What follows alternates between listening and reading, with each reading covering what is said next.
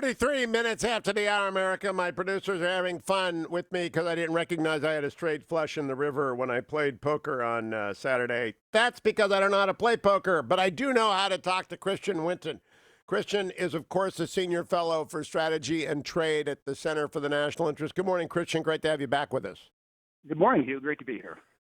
Christian, would you describe to people, because we're going to talk about Rick Grinnell and the allergic reaction the narrative has to him. And the narrative means the left-wing media, Beltway, Manhattan media, industrial complex. They don't like Rick Grinnell.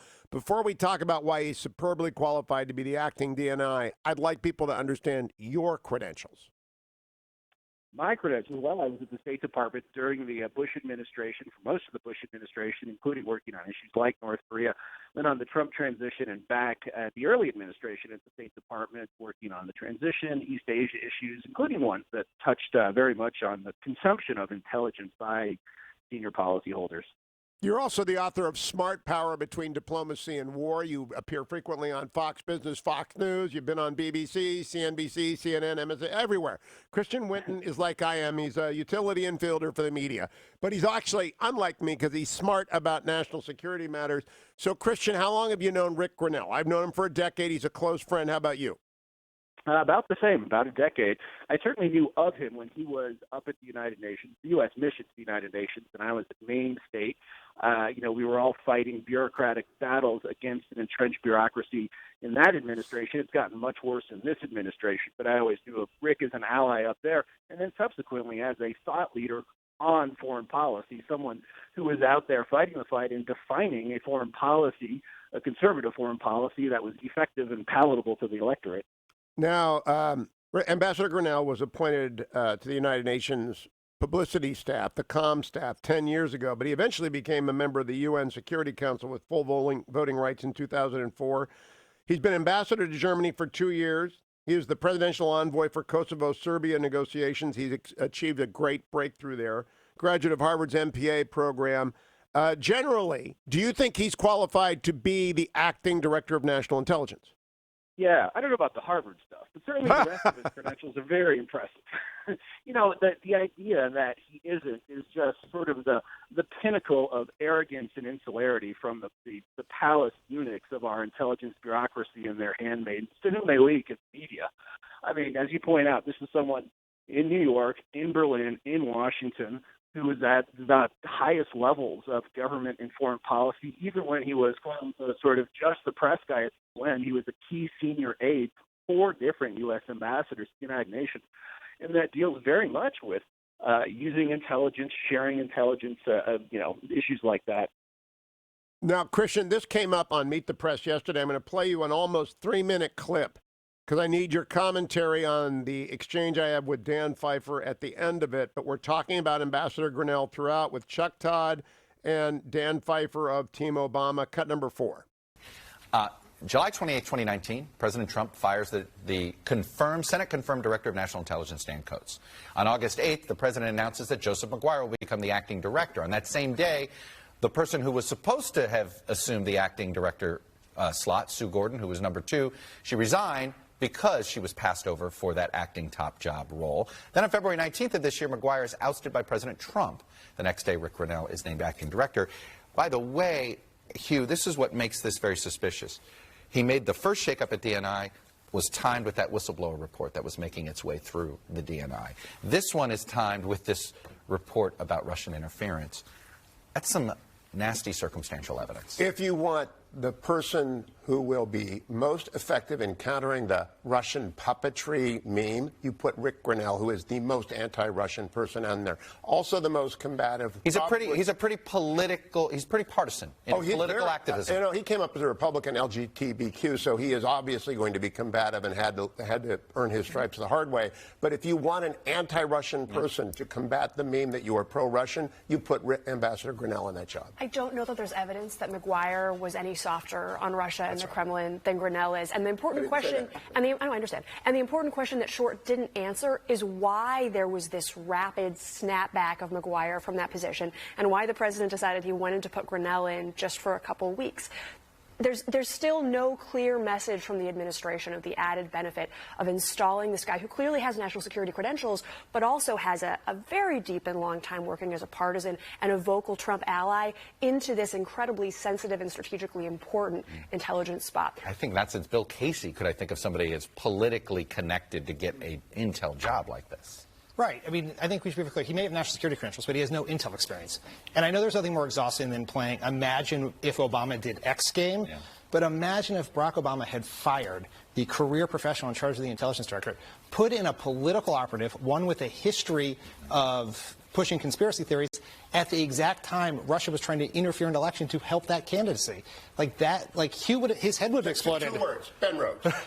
So he did not put him in charge of the DNI. He did not put him from the DNI. I'm talking about a guy who has 10 years of intel experience by virtue of being a 10-year diplomat with the highest clearances in the security. I think that is a complete fabrication of the Beltway establishment that hates Grinnell because he is combative, but I think he's put in there for a reason, which is to be combative. Yes, to be a political loyalist in charge of intelligence. Not a loyalist, to be an anti-Russian face. The most anti-Russian person in the industry. All right, so Christian Winston, I think Ben Rhodes is the complete answer to this. I think those 2 words shut everything down. Your response?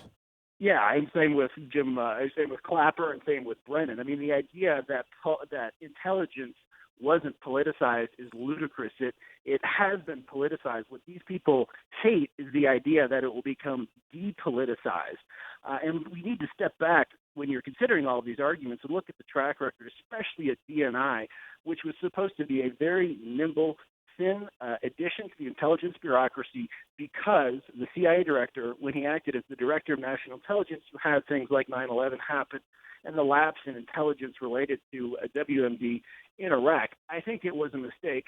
DNI has gotten way too big. It produces junk like the sort of faux briefing, although it's unclear exactly what happened, but the briefing that Russians favor Donald Trump for the 2020 election is already backpedaling on that. CNN has already indicated that the story was phony. But, this is a flawed, troubled bureaucracy that does not produce intelligence that is useful to the President of the United States, real intelligence, which is information our adversaries don't want us to have. Instead, you get a lot of analysis, you get a lot of opinion. It's generated in Washington, not in the field. So Grinnell is being sent to trim down that bureaucracy and try and give it a chance to succeed at its original mission, and that is what these people hate. Well, Michael McFaul, and I like Ambassador McFaul a lot out at the Hoover Institution, tweeted at me yesterday, "Hey, Hugh Hewitt on Meet the Press. I'd be comfortable with Grinnell serving as White House official in charge of NatSec communications and other policy stuff like roads, but that's a different job than ODNI. We cannot politicize intel. Grinnell is a very partisan figure," to which I responded, "Mr. Ambassador, let's stick to the facts as reported in the paper of record when it comes to Mr. Rhodes' job and not to characterization of degrees of partisanship," citing the New York Times article that had Ben Rhodes basically, I think they called him the guru of President Obama on foreign policy. He was not a spokesperson. He was a policy innovator. He pushed the JCPOA on us. Yeah, the aspiring novelist who became Obama's foreign policy guru, which was the May 5, 2016 article by David Samuels. There is simply no gainsaying that Ben Rhodes at the NSC was far more powerful than Rick Grinnell will ever be at the office as Director of National Intelligence, and that it was a national intelligence job. Am I wrong about that, Christian? Well, I mean, I wouldn't be too tough on Ben Rhodes. He had a master's degree in creative writing, after all. No, yes, you are absolutely right. Everything was hyper-politicized in the Obama administration. I mentioned Clapper and Brennan before. I mean, the people who are at the very top of the intelligence bureaucracy who are now sort of paid on left-wing or left-leaning networks to be liberal political commentators. That is what has resulted from that. I mean, you look at the way intelligence was phonied up. They phonied up intelligence on ISIS to suit Obama's narrative. They phonied up intelligence on Libya to suit Hillary's narrative after our ambassador to Libya was killed. It's just this long record. Of course, there's the whole Russia hoax, the phonied up intelligence of that. So again, Grinnell is not the one who's politicizing things. And the idea here also is that the palace eunuchs are supposed to be in charge of intelligence, and because it's classified, they can leak it selectively, they can undermine a president. That is very dangerous, and that's something that needs to be corrected. And frankly, the person who is the DNI should have the confidence and have a close relationship with the president, regardless of who he is. So it makes it I think, perfect sense for Grinnell to be able to do this. I like to stick to the facts. I tried to bring this out on Meet the Press yesterday. He has opposed the Russian pipeline Nord Stream 2. He's trying to get Germany up to their 2%. He's got the big deal between Kosovo and Serbia. He was one of the first people to call out Russia for shutting down Radio Free Europe. He's written extensively on Russia's attack on pro-U.S. political parties in Eastern Europe. He's absolutely written like 100, 200, 300 articles on foreign affairs, national security. But now he's going to be attacked. And I think the attacks are coming in terms of innuendo. I've gotten phone calls already. Did he ever work for a foreign government? The answer is no. I've known Rick for only, I guess, a dozen years. I don't think he's ever worked for a foreign government because I tell every one of my friends never work for a foreign government. They always say they know that. Are you aware? Did he ever work for a foreign government? Have you gotten that call yet? No, he didn't. And that's interesting because there are some smears being made that he should have registered under FARA, the Foreign Agents Registration Act. I know the act fairly well. I'm not a lawyer. But that's completely bogus. That act is triggered when you conduct foreign affairs, public, publicity to the benefit of a foreign government, directed by a foreign government, or where the primary beneficiary is a foreign government or political party. It doesn't apply to corporations abroad, individuals abroad. There's a commercial exemption to the act. And all of these issues were already, I know with 100% certainty, considered by the Senate Foreign Relations Committee when he was up for Germany.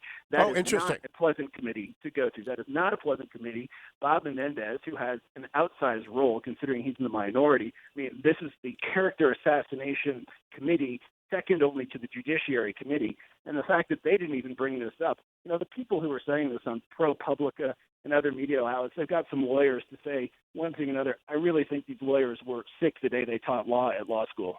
Well, I do teach law, and I know the Foreign Agents Registration Act, and I've always told people about it. Rick Grinnell has no ethical problems. He has no compromise. He does have a record on Russia. He does have experience in the intel community, and he does have the confidence of the president. I think it's a 5-star appointment. I don't think he's going to stay in it very long, but it's a 5-star appointment. Any doubt in your mind, Christian Whiton? Last minute to you. Nope, it's a great one. Also, it's important to point out that this is a historic appointment. Point out Grinnell has been terrific as ambassador to Germany. I thought you'd have leaks of the bureaucrats there upset with him because they don't like a tough guy as ambassador. You haven't seen that. I think they respect him there. Certainly the Germans do, but our own government bureaucrats there.